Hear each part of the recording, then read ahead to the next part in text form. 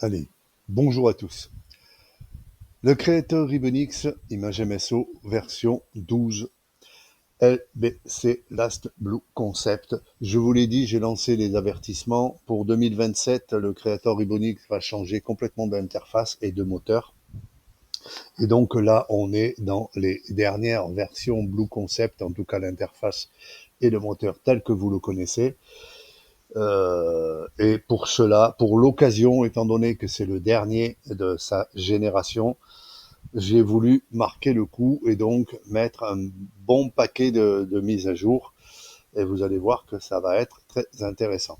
Pour commencer, le logo change effectivement un petit peu d'allure. Il devient un peu plus moderne, comme vous le voyez. Et, euh, et donc, voilà, je l'ai voulu un petit peu plus moderne pour marquer le coup, puisque c'est la fin du Blue Concept. C'est le dernier. Il n'y aura pas de version 12 Blue Concept. De version 13, pardon, Blue Concept. La version 13 sera une nouvelle interface, des nouvelles couleurs et des nouveaux moteurs, plein de choses en plus. Vous verrez, c'est pas mal. Mais en tout cas, pour le Creator Ribbonix version 12 Blue Concept, ça sera le dernier. Donc pour marquer le coup, comme j'ai dit, j'ai voulu mettre un petit peu plus de l'accent sur le modernisme, puisque là on entre un petit peu vers des choses un petit peu plus complexes du Custom 8 dans le backstage. Et vous allez voir que c'est assez impressionnant le résultat que l'on peut avoir. D'ailleurs, dans certaines de mes ressources qui possèdent déjà un Custom 8, donc un ruban modifié, voire même un backstage modifié, vous avez dû constater tout ce que je peux faire avec. Allez, c'est parti, je vous montre. Alors, hop, voilà l'interface. Comme vous le voyez, il a un petit peu été aménagé. Alors, pour commencer, les mises à jour, je vais vous énumérer à peu près toutes les mises à jour que j'ai faites, parce qu'il y en a un paquet. Je ne vais pas toutes les citer, mais je vais citer les plus importantes. Alors, la plus grosse bataille pour tous les contrôles vers les accès, contrôle vers disque, lecture, écriture, comprennent le VBS système pour les versions Windows 11 où l'UAC est plus strict. Alors, effectivement, on a eu des problèmes, même encore avec la 11, il y avait encore quelques petits soucis. Voilà. Pour les versions entreprise d'Excel, la suite Office tarabiscotée, moi je l'appelle tarabiscotée, la recherche de Office 8 se fait désormais via une boîte de dialogue. Déjà sur la 11, c'était déjà un petit peu avancé vers ce sens. Voilà. Il en est de même d'ailleurs pour l'enregistrement. Le dialogue s'ouvre sur le dossier s'il existe, le tout fonctionnant un peu mieux que la version 11. Et comme je le disais tout à l'heure, le logo change un petit peu. On est un petit peu plus dans le moderne. Mise à jour numéro 2. Alors, le Creator voit revenir la gestion de des balises commande. Je l'avais supprimé pour les versions 2007 pour un problème de compatibilité. Et du coup, la voilà revenue. Mise à jour numéro 3. L'ajout des balises contrôle avec ID MSO a été mis en compatibilité avec la rubrique commande. Alors, effectivement, si je rajoute la rubrique commande, pour ajouter les commandes dedans, il me faut l'accès à la boîte de dialogue. Et donc, ça a été mis en compatibilité donc avec la boîte de dialogue qui, je le rappelle, est une boîte de dialogue qui me sert à aller chercher les contrôles avec leur ID MSO ou les images ID MSO. C'est la même boîte de dialogue. On en parlera à la fin parce que c'est la grande surprise. Vous allez voir qu'elle a complètement changé. Soyez patients. À la fin, vous allez voir cette boîte de dialogue qui a complètement changé. Mise à jour numéro 4. Alors, mise à jour numéro 4, effectivement, c'est une grosse mise à jour, c'est les menus contextuels. Elle gère donc désormais les menus contextuels natifs d'Excel avec un nouveau sub-interface, donc une autre interface à l'intérieur du Creator. Vous allez le voir, je vais vous le montrer. Donc, activation, désactivation de certains items du menu, bien entendu. Ajout et placement dans la hiérarchie, comme on le fait dans un ruban. Mais là, ça va se faire pareil, comme dans comme dans le ruban et le backstage, mais ça va se faire dans les contextes menus. Voilà. Pour le coup, je vous montre un petit peu l'interface. Pour cela, il va falloir que je charge un projet. Tiens, le range tout HTML, il en est équipé normalement. Voilà, hop. Voilà, là vous voyez, j'ai rajouté le menu contextuel des tableaux structurés et des cellules.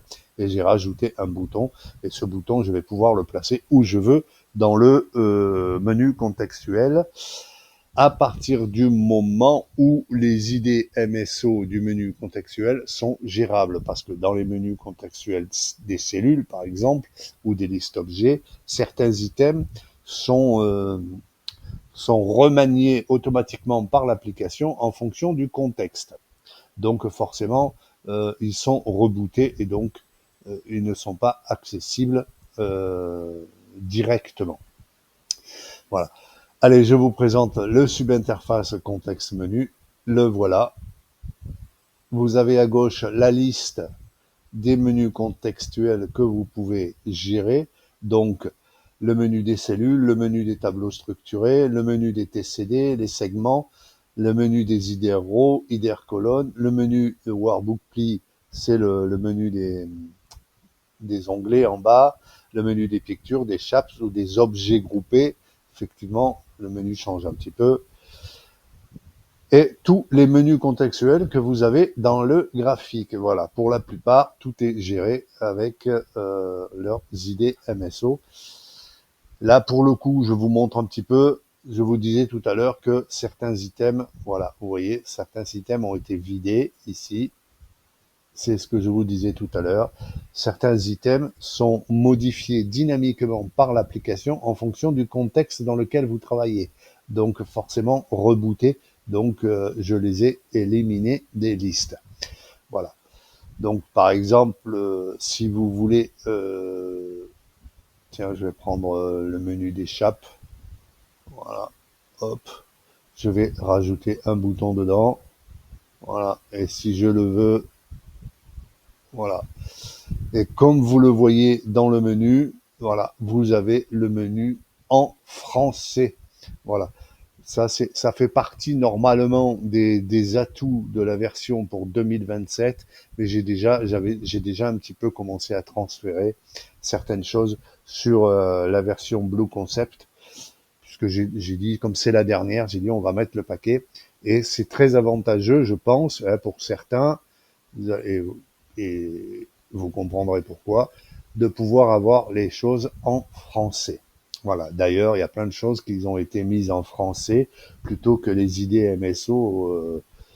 On n'est pas censé tout savoir et savoir à quoi ça correspond. Donc, voilà. La partie menu contextuel se gère en français, aussi bien pour le traitement des natifs ici, ou le traitement des boutons non natifs avec le insérer avant ou le insérer après. Vous allez voir, voilà, tout est en français maintenant.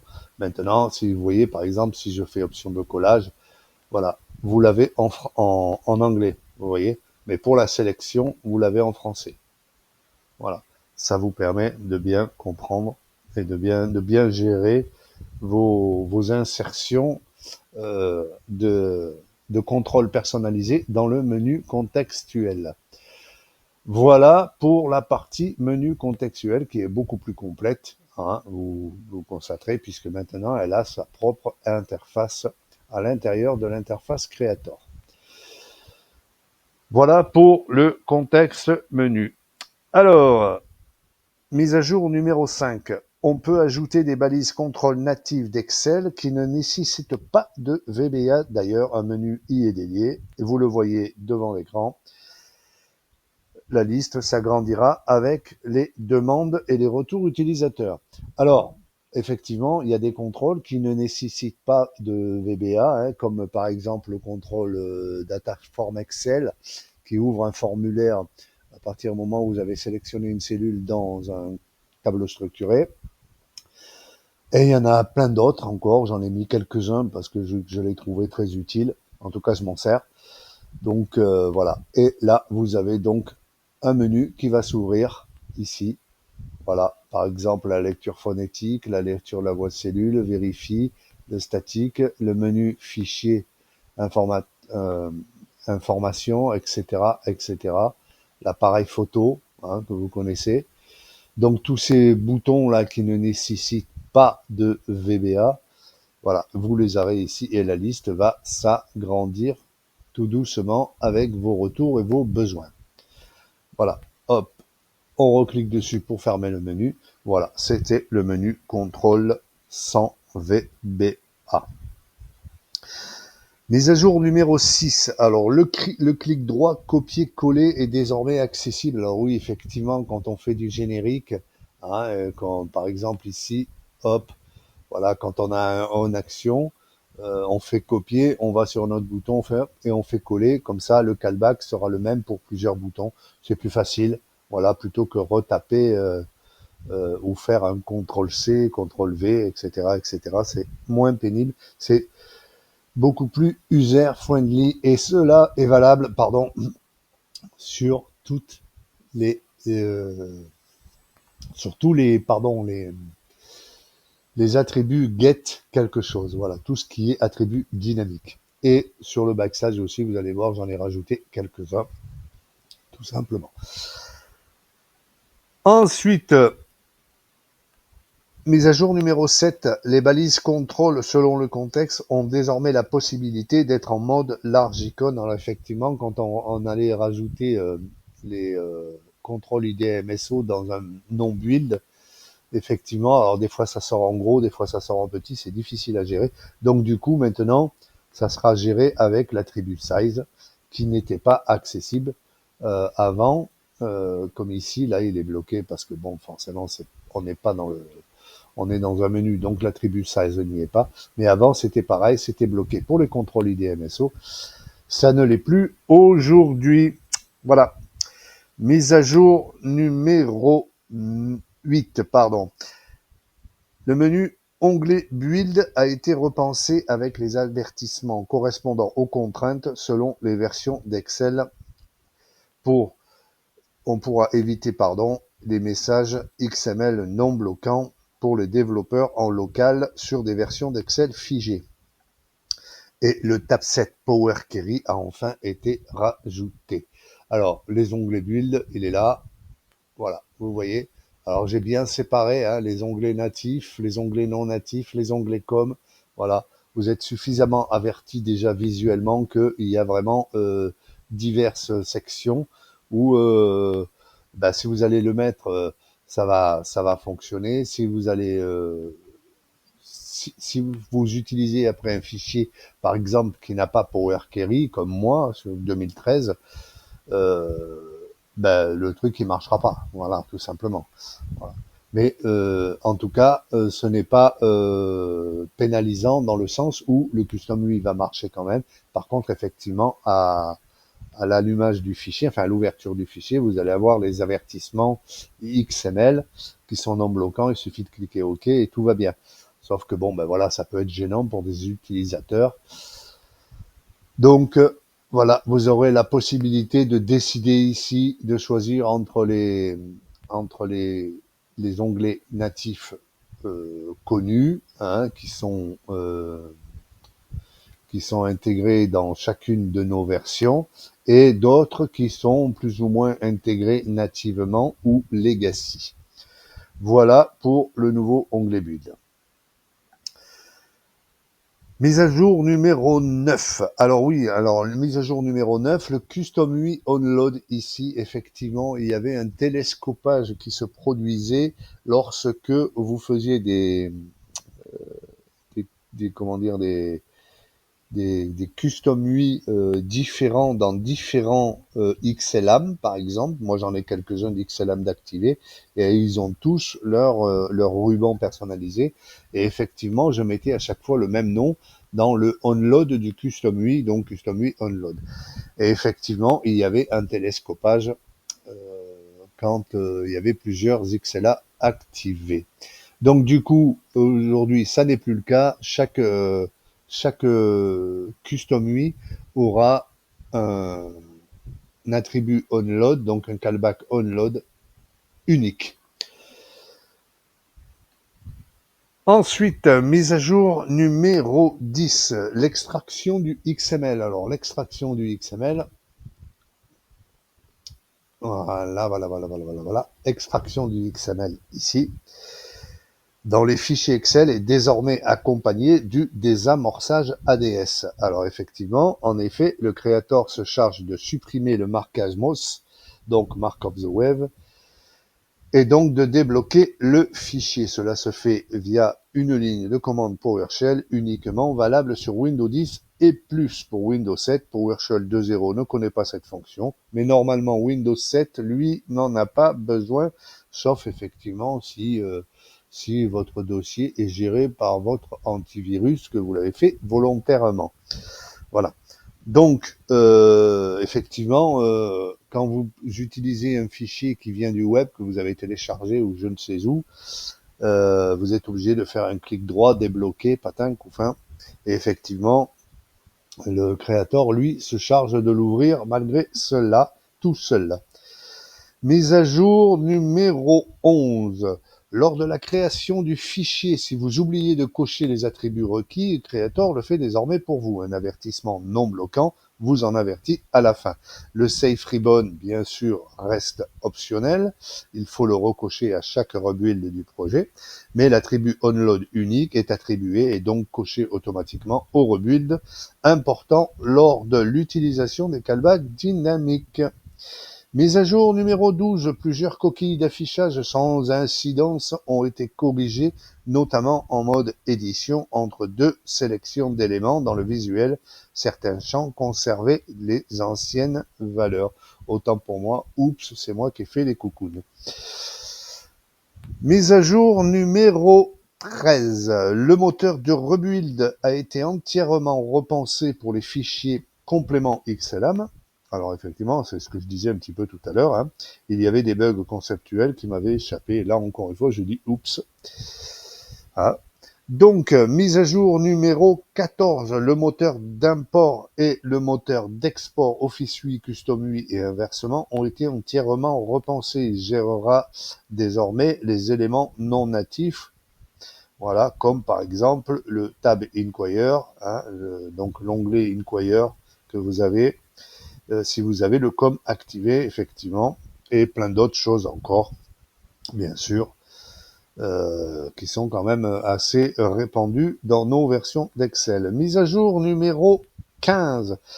Le moteur d'export des callbacks dans un fichier texte hors service depuis la version 9 a été repensé et remis à dispo. Voilà. C'est toujours, ça peut toujours être utile de pouvoir sauvegarder en fichier texte le code des callbacks. Ne serait-ce que pour importer dans un autre éditeur, par exemple. Voilà. Mise à jour numéro, je sais plus où c'est que j'en étais, numéro 16. Le moteur d'encodage automatique des callbacks génériques pour boutons a été créé et mis en place, plusieurs boutons, donc avec le même callback. Et là, effectivement, dans le callback, vous allez avoir un select case qui va se pré-encoder, voilà, pour vous aider à gérer un petit peu mieux après le reste, quand vous avez fini de votre création et que vous avez intégré dans votre fichier. Il ne vous reste plus qu'à coder l'action à faire dans le callback. Et là, vous avez le select case pour les callbacks génériques sur plusieurs éléments. Mise à jour numéro 17. Fermeture automatique des classeurs de test, voire le ruban, si vous les avez pas fermés. Alors effectivement, c'est une demande qui a été faite le mois dernier ou un petit peu avant. Le bouton voir le ruban qui crée des fichiers éphémères pour voir un petit peu déjà l'état du ruban. Certains utilisateurs ne les ferment pas jusqu'au bout de la fin du projet, jusqu'à la fermeture du créateur. Et là, ils se retrouvent avec des fichiers éphémères ouverts en pagaille.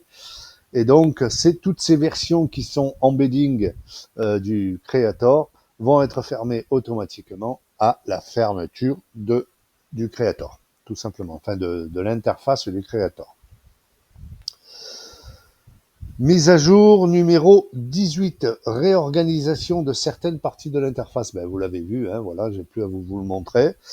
Mise à jour numéro 19, nouveau moteur d'intégration des onglets build du Backstage. Alors effectivement, dans le Backstage, il y a eu pas mal de modifications et vous allez le voir tout simplement. Donc, intégration complète des menus insert before MSO, insert after MSO, lecture, écriture, pour les onglets dans le Backstage, listing de toutes les versions connues pour le choix dans une liste responsive. Et pour l'intégration des builds, là aussi, c'est une liste box à options qui gère la chose. Ben, je vais vous la montrer. Voilà. Donc, pour cela, je vais ouvrir un projet Backstage.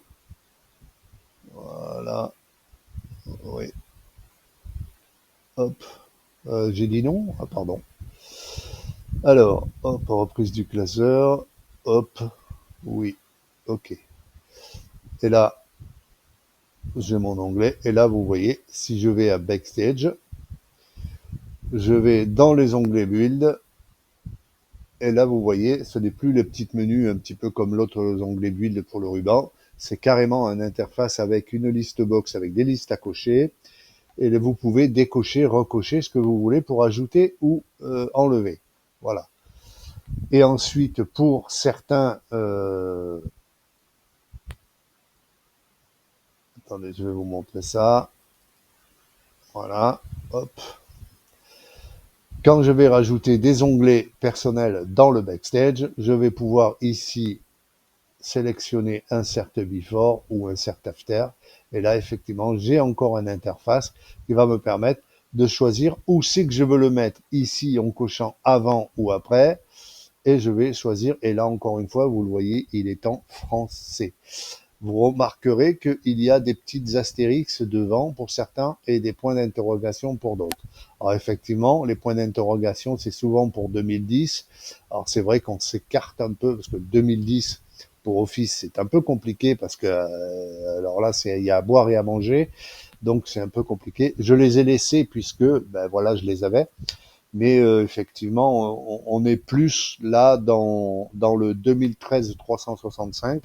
Hein, puisque 2013, on le sait, c'est un hybride qui nous permet de gérer le, le Custom 8.2, hein, donc voilà. Et donc, elles sont classées et elles sont, vous avez en troisième colonne qui vous avertit, voilà, à quoi ça correspond. Alors effectivement, quand on veut tout cacher, effectivement, on peut tous les mettre puisque la lecture, elle n'est pas un élément qui n'existe pas dans une des versions n'est pas bloquant, donc ne pose pas n'annule pas le custom UI. Voilà. Voilà pour ces deux parties-là au niveau des onglets build et non build dans le Backstage. Mise à jour numéro 19 et c'est la dernière. En tout cas, c'est la dernière que je vais vous citer puisqu'il y a encore plein d'autres choses qui ont été changées dans l'interface.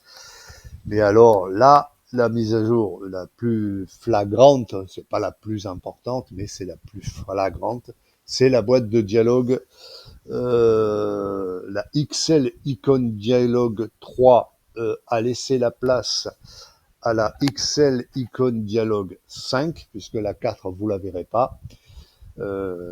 J'ai carrément poussé de 2 versions sur cette version. Elle est prévue pour la version 2027, mais je vous l'ai mis quand même sur le Creator Ribbonix version 12 en Blue Concept et je vais vous montrer comment elle se présente. Alors effectivement, vous allez voir, il y a pas mal de choses qui ont changé.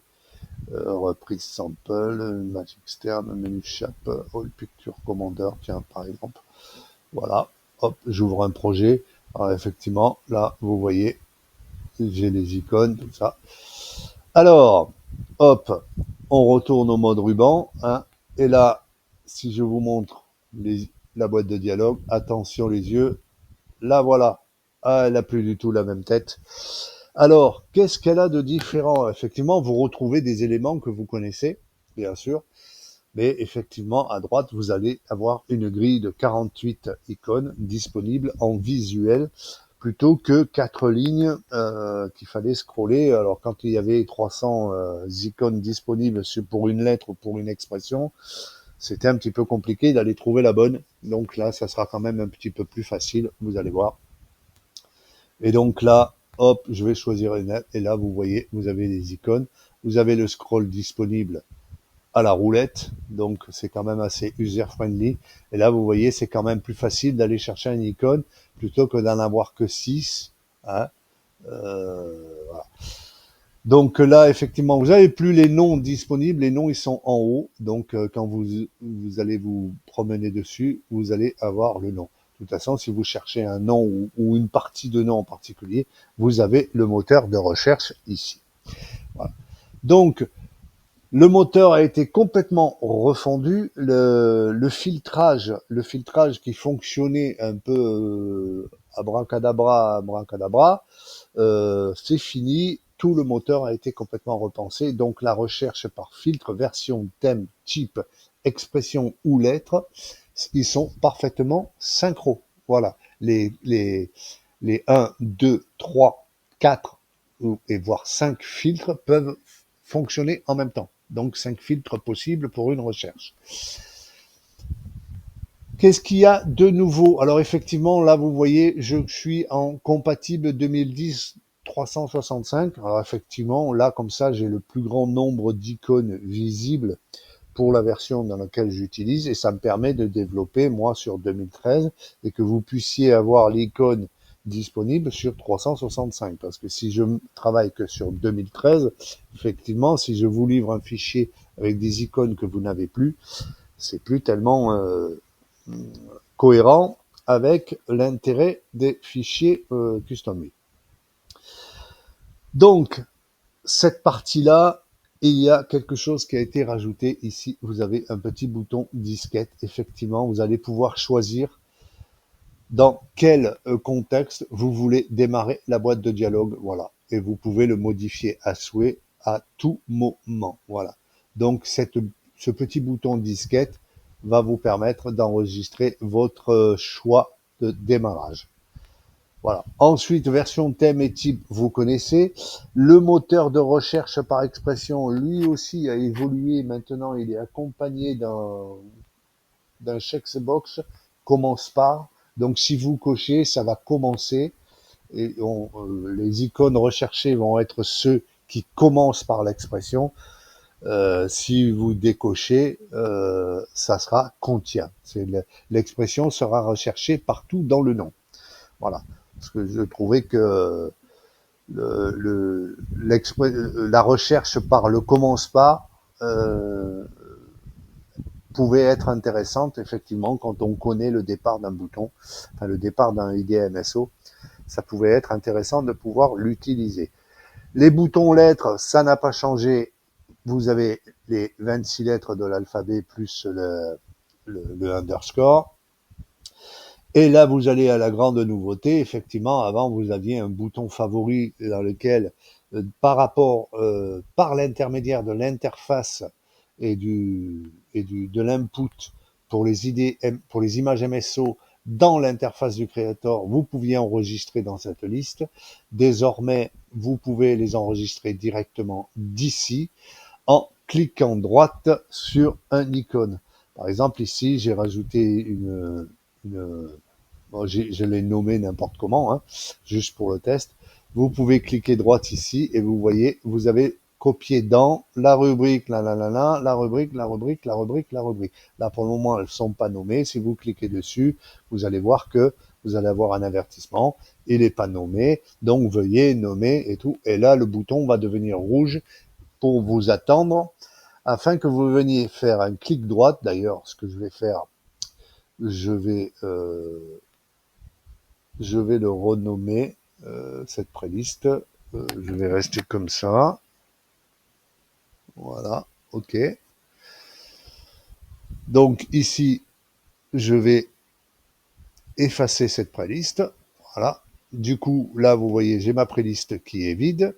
Là, du coup, si je prends des icônes, hein, par exemple ici, je vais cliquer droite ici, tiens, celui-là, je veux le garder, je veux l'enregistrer dans une rubrique. Sauf que là, j'ai aucune rubrique d'enregistrer. Donc, je vais cliquer sur la première rubrique. Et là, vous allez avoir un message qui va dire, vous devez donner un nom à cette rubrique playlist, puisque j'ai cliqué sur la première.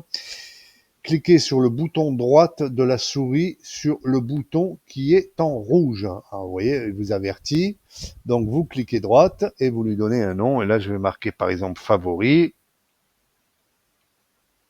Voilà. Je clique OK.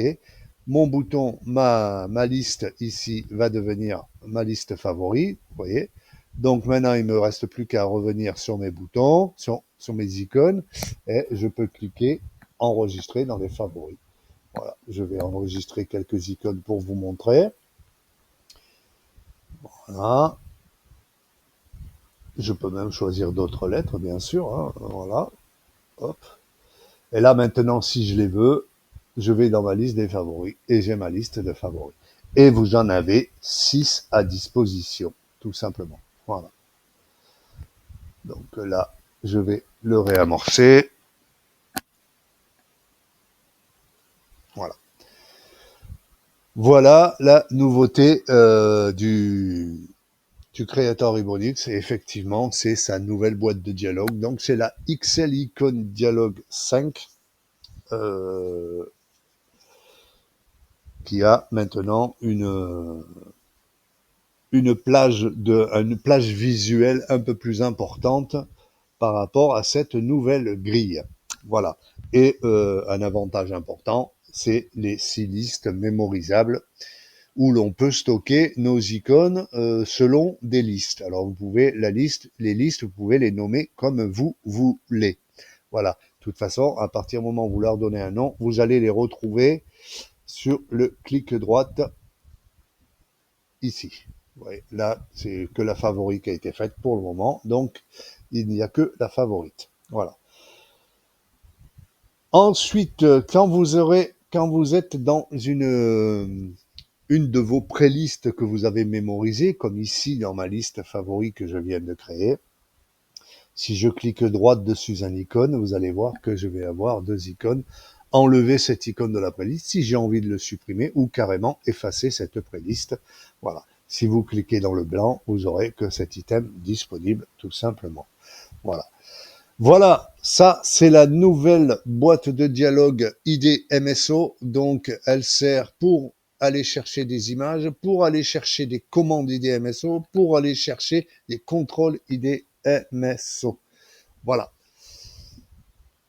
Mesdames et messieurs, je viens de vous présenter le Creator Ribonix version 12 Last Blue Concept.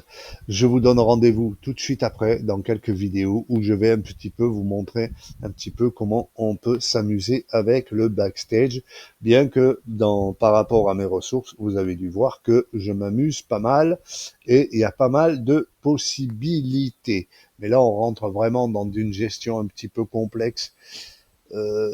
C'est vrai que ça demande un petit peu des vidéos tutoriels et je vais m'en occuper quasiment tout de suite. Je vous souhaite une bonne journée, merci de m'avoir écouté. Le Creator Ribonix version 12.